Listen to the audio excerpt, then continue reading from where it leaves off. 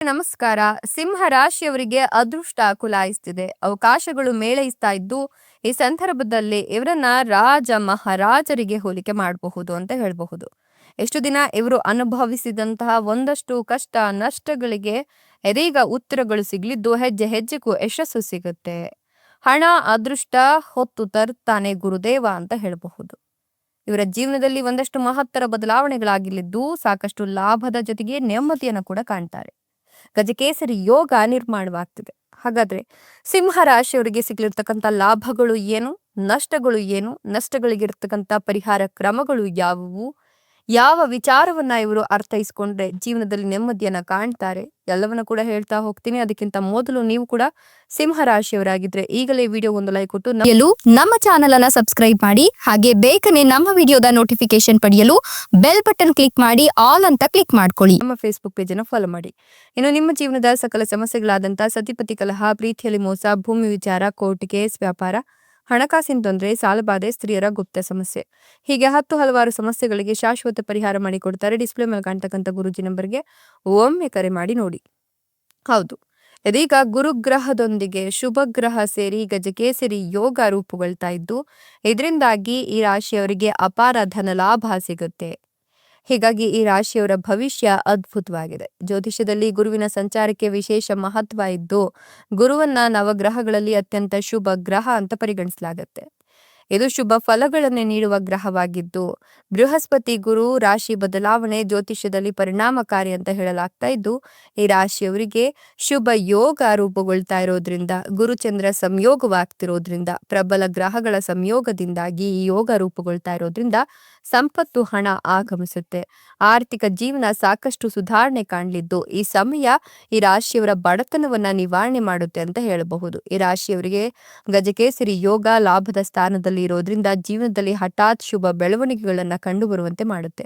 ಉದ್ಯೋಗದಲ್ಲಿ ಅನಿರೀಕ್ಷಿತ ಪ್ರಗತಿ ಅಥವಾ ಬಡ್ತಿ ಸಿಗುವ ಸಾಧ್ಯತೆ ಇದ್ದು, ವಿದೇಶದಲ್ಲಿ ಕೆಲಸ ಮಾಡಲು ಬಯಸ್ತಕ್ಕಂಥವರಿಗೆ ಹೊಸ ಅವಕಾಶಗಳು ಹುಡುಕಿಕೊಂಡು ಬರುತ್ತೆ. ಇನ್ನು ಷೇರು ಮಾರುಕಟ್ಟೆ ಹೂಡಿಕೆಗಳು ಅಥವಾ ಅನಿರೀಕ್ಷಿತ ಮೂಲಗಳಿಂದಲೂ ಕೂಡ ಧನ ಲಾಭವಾಗುತ್ತೆ. ಆದಾಯದ ಮೂಲಗಳು ಹೆಚ್ಚಾಗಿ ಕುಟುಂಬದಲ್ಲಿ ಗೌರವ ಮತ್ತೆ ಸಮಾಜದಲ್ಲಿ ನಿಮ್ಮ ಪ್ರತಿಷ್ಠೆ ದ್ವಿಗುಣವಾಗ್ತಾ ಹೋಗುತ್ತೆ. ಅದೃಷ್ಟದ ಸ್ಥಾನದಲ್ಲಿ ಗಜಕೇಸರಿ ಯೋಗ ರೂಪುಗೊಳ್ತಾ ಇರೋದ್ರಿಂದ ಈ ರಾಶಿಯವರ ಅದೃಷ್ಟ ಖುಲಾಯಿಸುತ್ತೆ. ವ್ಯಾಪಾರ ಮತ್ತು ವ್ಯವಹಾರದಲ್ಲಿ ತೊಡಗಿಸಿಕೊಂಡವರಿಗೆ ಭರಪೂರ ಲಾಭ ಸಿಗುತ್ತೆ. ಉದ್ಯೋಗಿಗಳಿಗೆ ಸಂಬಳ ಹೆಚ್ಚಾಗುವ ಯೋಗ ಇದ್ದು, ಆರ್ಥಿಕ ಪರಿಸ್ಥಿತಿ ಗಣನೀಯವಾಗಿ ಸುಧಾರಣೆ ಕಾಣಲಿದೆ. ಪೋಷಕರಿಂದ ಅಥವಾ ಹಿರಿಯರಿಂದ ಆಸ್ತಿ ಲಾಭವಾಗುವ ಸಂಭವ ಇದ್ದು, ಕೌಟುಂಬಿಕ ವಾತಾವರಣ ಸುಖಮಯವಾಗಿರುತ್ತೆ. ದೀರ್ಘಕಾಲದ ಭಿನ್ನಾಭಿಪ್ರಾಯಗಳು ಬಗೆಹರಿಯುವ ಸಮಯ ಇದಾಗಿದೆ ಅಂತ ಹೇಳಬಹುದು. ಕೆಲಸದ ಸ್ಥಳದಲ್ಲಿ ನಿಮ್ಮ ಕಾರ್ಯವೈಖರಿಗೆ ಉತ್ತಮ ಪ್ರಶಂಸೆ ಸಿಗುತ್ತೆ. ಹೊಸ ಉದ್ಯೋಗದ ಹುಡುಕಾಟದಲ್ಲಿದ್ದವರಿಗೆ ಒಳ್ಳೆಯ ಆಫರ್ ಬರಬಹುದು. ಪ್ರಮುಖ ನಿಮ್ಮೆಲ್ಲ ಸಮಸ್ಯೆಗಳು ನಿವಾರಣೆಯಾಗತ್ತೆ. ಹೊಸ ಆದಾಯದ ಮೂಲಗಳು ಸೃಷ್ಟಿಯಾಗತ್ತೆ. ಹಳೆಯ ಸಾಲಗಳಿಂದ ಮುಕ್ತಿ ಸಿಗುವ ಸಾಧ್ಯತೆ ಇದೆ. ದಾಂಪತ್ಯ ಜೀವನದಲ್ಲಿ ಮಧುರತೆ ಇರಲಿದ್ದು, ಸಂಗಾತಿಯೊಂದಿಗೆ ಉತ್ತಮ ಸಮಯ ಕಳಿತೀರಾ. ಮನೆಯಲ್ಲಿ ಮದುವೆ ಅಥವಾ ಸಂತಾನ ಯೋಗದಂತಹ ಶುಭ ಕಾರ್ಯಗಳು ನೆರವೇರುತ್ತೆ. ತಂದೆಯ ಕಡೆಯಿಂದ ಆಸ್ತಿ ಅಥವಾ ಧನ ಸಹಾಯ ಸಿಗುವ ಸಾಧ್ಯತೆಗಳು ಕೂಡ ಗೋಚರವಾಗ್ತಾ ಇದೆ. ಈ ಸಮಯವು ಸಂಪತ್ತನ್ನು ನಿಮಗೆ ತಂದುಕೊಡುತ್ತೆ. ನೀವು ಮಾಡ್ತಕ್ಕಂಥ ಹೊಸ ಪ್ರಯತ್ನಗಳಿಗೆ ಅದೃಷ್ಟದ ಸಂಪೂರ್ಣ ಬೆಂಬಲ ಸಿಗಲಿದ್ದು, ಉದ್ಯೋಗದಲ್ಲಿ ಯಶಸ್ಸು ಖಚಿತ ಅಂತ ಹೇಳಬಹುದು. ಹಠಾತ್ ಧನ ಲಾಭದ ಯೋಗ ಇದ್ದು, ಭೂಮಿ ಅಥವಾ ಆಸ್ತಿಯಲ್ಲಿ ಹೂಡಿಕೆ ಮಾಡಲು ಇದು ಅತ್ಯಂತ ಸೂಕ್ತ ಸಮಯವಾಗಿದೆ. ಕುಟುಂಬದಲ್ಲಿ ಸಂತಸದ ವಾತಾವರಣ ಇರಲಿದ್ದು, ಮಕ್ಕಳ ಪ್ರಗತಿಯಿಂದ ಮನಸ್ಸಿಗೆ ನೆಮ್ಮದಿ ಸಿಗುತ್ತೆ. ಹಳೆಯ ವಿವಾದಗಳು ಬಗೆಹರಿಯಲಿವೆ. ಅಲ್ಲದೆ ಉದ್ಯೋಗದಲ್ಲಿ ಎದುರಾಗ್ತಿದ್ದ ಕಠಿಣ ಸವಾಲುಗಳು ದೂರವಾಗುತ್ತೆ. ವಿದ್ಯಾರ್ಥಿಗಳಿಗೆ ಮತ್ತು ವೃತ್ತಿಪರರಿಗೆ ವಿದೇಶಿ ಪ್ರವಾಸದ ಯೋಗ ಕೂಡ ಉಂಟು ಅಂತ ಹೇಳಬಹುದು. ಆರ್ಥಿಕವಾಗಿ ಸಿಲುಕಿಕೊಂಡಿದ್ದ ಹಣ ಮರಳಿ ಕೈ ಸೇರುತ್ತೆ ಅಂತ ಹೇಳಲಾಗ್ತಾ ಇದೆ. ನಿಮಗೆ ಈ ಯೋಗ ಅಪಾರ ಯಶಸ್ಸನ್ನು ತಂದುಕೊಡಲಿದ್ದು, ಗುರುವಿನ ಅನುಗ್ರಹದಿಂದಾಗಿ ವ್ಯಾಪಾರದಲ್ಲಿ ಹೊಸ ಒಪ್ಪಂದಗಳು ಸಿಗಲಿದ್ದು, ಪರಿಸ್ಥಿತಿಗಳು ಸುಧಾರಿಸುವ ಸಮಯ ಇದು ಅಂತ ಹೇಳಬಹುದು. ಕಚೇರಿಯಲ್ಲಿ ನಿಮ್ಮ ಪ್ರಭಾವ ದ್ವಿಗುಣಗೊಳ್ಳುತ್ತೆ. ಆರ್ಥಿಕ ಬಿಕ್ಕಟ್ಟುಗಳು ದೂರವಾಗಿ ಬ್ಯಾಂಕ್ ಬ್ಯಾಲೆನ್ಸ್ ಹೆಚ್ಚಿಗೆ ಆಗುತ್ತೆ. ಲಾಭದಾಯಕ ಹೂಡಿಕೆಗಳಿಗೆ ಇದು ಸಕಾಲವಾಗಿದ್ದು, ಕುಟುಂಬ ಸದಸ್ಯರ ನಡುವೆ ಪ್ರೀತಿ ಮತ್ತು ಸಾಮರಸ್ಯ ಹೆಚ್ಚಿಗೆ ಆಗಿ ನೆಮ್ಮದಿಯ ದಿನಗಳನ್ನು ನೀವು ಕಳಿತೀರಾ ಅಂತ ಹೇಳಬಹುದು. ಇನ್ನು ಈ ರಾಶಿಯವರಿಗೆ ಇದೀಗ ಸಕಲೈಶ್ವರ್ಯ ಕೂಡ ಪ್ರಾಪ್ತಿ ಆಗ್ತಾ ಇದೆ. ಹೀಗಾಗಿ ಈ ಒಂದು ಸಂದರ್ಭದಲ್ಲಿ ನೀವು ಏನೇ ಕೆಲಸ ಕಾರ್ಯ ಮಾಡಿದ್ರೂ ಕೂಡ ಒಟ್ಟಾರೆ ಲಾಭವನ್ನೇ ಕಂಡುಕೊಳ್ತೀರಾ ಅಂತ ಹೇಳಬಹುದು. ಇನ್ನು ನಿಮ್ಮ ಜೀವನದಲ್ಲಿ ವಿಶೇಷವಾಗಿ ಬರಹಗಾರರು ಮತ್ತು ಸಂಪಾದಕರಿಗೆ ವೃತ್ತಿ ಬೆಳವಣಿಗೆಗೆ ಉತ್ತಮ ಅವಕಾಶಗಳು ದೊರೆಯುವ ಸಾಧ್ಯತೆ ಇದೆ. ಹೊಸ ಆರಂಭಗಳಿಗೆ ಈ ಸಮಯ ಅನುಕೂಲಕರವಾಗಿದೆ. ಹಣಕಾಸಿನ ವಿಷಯಗಳಲ್ಲಿ ಸಾಧ್ಯವಾದಷ್ಟು ಎಚ್ಚರಿಕೆಯ ಅಗತ್ಯ ಇರೋದು ತುಂಬಾನೇ ಮುಖ್ಯವಾಗುತ್ತೆ. ಅನವಶ್ಯಕವಾಗಿ ಖರ್ಚುಗಳನ್ನು ನಿಯಂತ್ರಣ ಮಾಡಿದ್ರೆ ತುಂಬಾನೇ ಒಳಿತಾಗುತ್ತೆ. ತರಾತುರಿಯಲ್ಲಿ ಯಾವುದೇ ವಸ್ತುವನ್ನ ಖರೀದಿ ಮಾಡಕ್ ಹೋಗ್ಬೇಡಿ. ನೀವು ಸೌಕರ್ಯ ಮತ್ತು ಐಷಾರಾಮಿ ಜೀವನದ ಅನುಭವವನ್ನ ಈ ಸಂದರ್ಭದಲ್ಲಿ ಪಡ್ಕೊಳ್ಬಹುದು. ಸಂಪತ್ತಿನಲ್ಲಿ ಹೆಚ್ಚಳವಾಗುವ ಸಾಧ್ಯತೆ ಇದ್ದು ವೃತ್ತಿ ಜೀವನದಲ್ಲಿ ಕೆಲವು ಸವಾಲಿನ ಪರಿಸ್ಥಿತಿ ಕೂಡ ಎದುರಾಗುತ್ತೆ. ಆದರೆ ತಾಳ್ಮೆ ಮತ್ತು ಶಾಂತ ಮನಸ್ಸಿನಿಂದ ನಿರ್ಧಾರಗಳನ್ನು ತೆಗೆದುಕೊಂಡ್ರೆ ಯಶಸ್ಸು ನಿಮ್ಮದಾಗತ್ತೆ. ಪ್ರೀತಿ ಮತ್ತು ಸಂಬಂಧಗಳ ವಿಷಯದಲ್ಲಿ ಈ ಒಂದು ಸಂದರ್ಭ ಉತ್ತಮವಾಗಿದೆ. ನಿಮ್ಮ ಸಂಗಾತಿಯೊಂದಿಗೆ ಬಾಂಧವ್ಯ ಮತ್ತಷ್ಟು ಗಟ್ಟಿಯಾಗುವ ಸಾಧ್ಯತೆ ಕೂಡ ಇದೆ. ಇನ್ನು ನಿಮ್ಮ ಆರ್ಥಿಕ ಸ್ಥಿತಿಯಲ್ಲಿ ಸುಧಾರಣೆ ಕಾಣುವ ಸಾಧ್ಯತೆ ಇದ್ದು ಕುಟುಂಬದಲ್ಲಿ ಸಂತೋಷ ಮತ್ತೆ ಹರ್ಷದ ವಾತಾವರಣ ಇರುತ್ತೆ. ಸಂಬಂಧಿಕರೊಂದಿಗೆ ಕುಟುಂಬ ಕಾರ್ಯಕ್ರಮಗಳಲ್ಲಿ ಭಾಗವಹಿಸುವ ಅವಕಾಶಗಳು ದೊರಕುತ್ತೆ. ಕೆಲಸದ ಕಾರಣದಿಂದಾಗಿ ಪ್ರಯಾಣ ಮಾಡುವ ಸಂದರ್ಭಗಳು ಕೂಡ ಎದುರಾಗುತ್ತೆ.